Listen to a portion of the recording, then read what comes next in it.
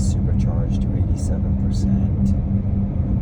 And overall, I get an estimate range of 350 miles, no issues. I just wanted to give an update on what kind of range you can expect in these kind of conditions. Basically, you lose 100 miles when you're driving in these kind of conditions. You'd expect it to. You'd expect it to do a bit better than that, but overall, I'm getting very close to 200 miles, 220 miles from probably a full charge. I'm supposed to get home with 10% left. That seems to be fluctuating constantly. I've gone as high as 16% and as low as 6%. So we may have to supercharge somewhere before we get home. I have to say though, the car is just extremely stable in horrendous conditions. I mean, I've driven Land Cruisers, Toyota Land Cruisers, Priuses, Tundras,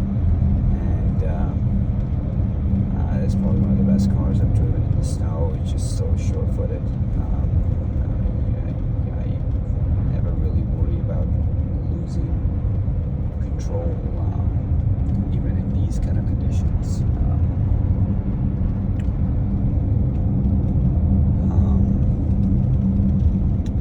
It does have winter tires, so it's been equipped with 19-inch wheels that have winter tires on them, and that's probably partially affecting the range, but really we were doing actually quite well and getting around 310 watt-hour per mile, which is actually not bad for a Model X with the winter tires. Right now I am show you since the last charge I've been doing 401 watt-hour per mile, so I've gone 65 miles in the last charge. So that's hurting me a bit in terms of range.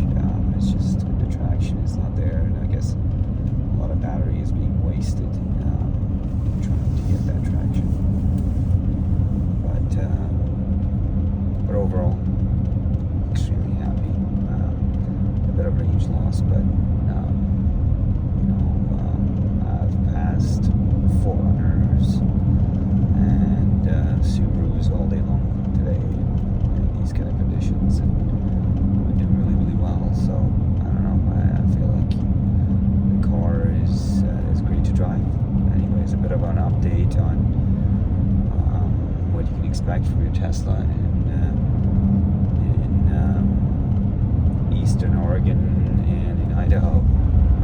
I'll keep updating with more videos and what you can expect, but as I said, you'd probably lose like 70 to 80 miles of range in these kind of conditions, but overall you're gaining probably one of the best all-wheel drive systems in the world, and really with the supercharger network and Electrify America network, which this Model X actually can connect to the CCS connectors and charges at around 240 kilowatt hour or kilowatt. So it's actually really nice. You can pick up pace and charge very quickly. All right, just a bit of an update.